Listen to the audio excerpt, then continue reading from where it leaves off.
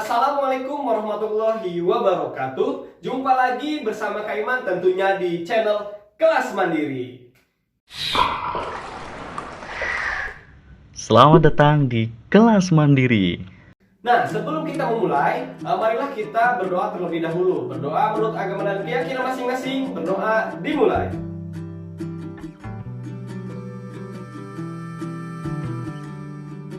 Berdoa selesai. Nah, hari ini kita akan masuk di tema 7, subtema 1, pembelajaran yang kelima.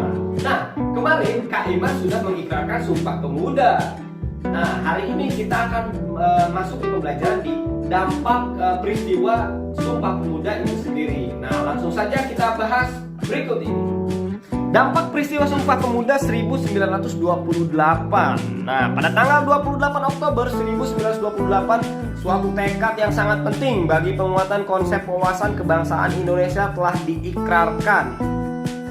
Ikrar tersebut merupakan modal yang sangat berharga bagi terbentuknya negara kesatuan. Tekad untuk bersatu dan mengesampingkan alasan-alasan kedaerahan, kesukuan, keturunan, keagamaan, dan golongan. Namun persatuan itu tetap dalam rangka saling menghormati, menghargai perbedaan-perbedaan yang ada.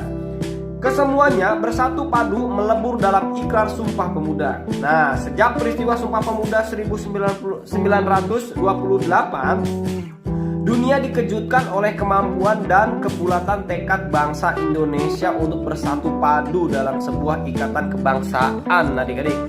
Nah, pengaruhnya pun sangat besar bagi organisasi pergerakan. Nah, organisasi-organisasi politik yang lahir setelah peristiwa Sumpah Pemuda semuanya memakai kata Indonesia dalam namanya.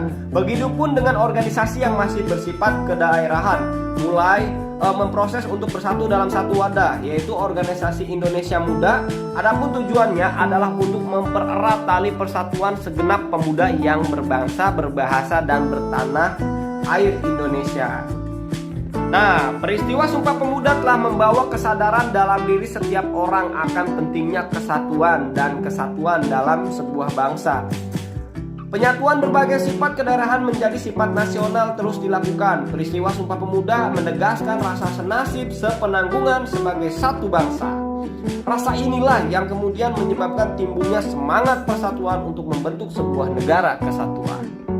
Indonesia, tanah airku, tanah tumpah darahku, di sanalah aku berdiri, jadi pandu ibuku.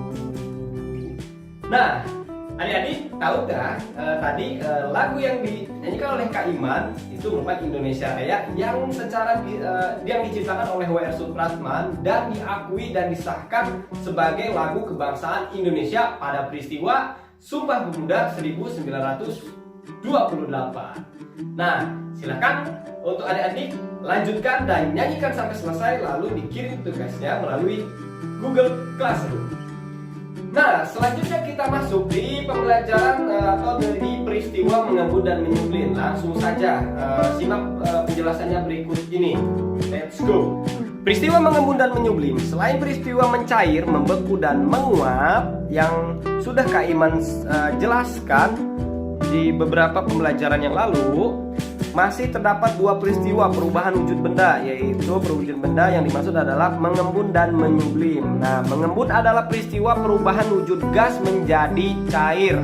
Peristiwa ini merupakan kebalikan dari peristiwa menguap. Pada waktu gas mengembun, gas melepaskan kalau karena terjadi penurunan suhu di sekitarnya. Nah, peristiwa sehari-hari yang mudah kamu jumpai antara lain peristiwa pengembunan yang terjadi di pagi hari.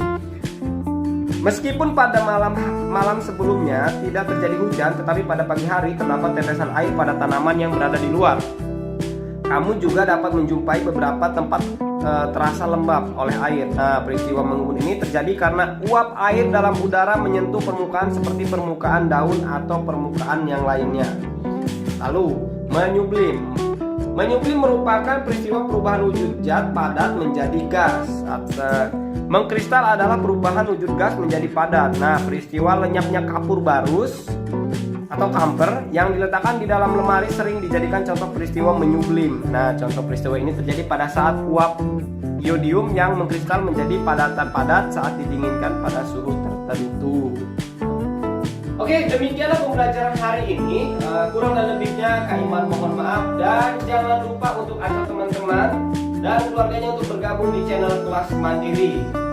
Dan jangan lupa juga Pak Kak Iman selalu mengingatkan dan tidak henti-hentinya untuk kalian untuk selalu menetapkan protokol kesehatan, selalu mencuci tangan, menggunakan masker ketika keluar rumah, dan jaga jarak, dan hindari juga kerumunan. Assalamualaikum warahmatullahi wabarakatuh.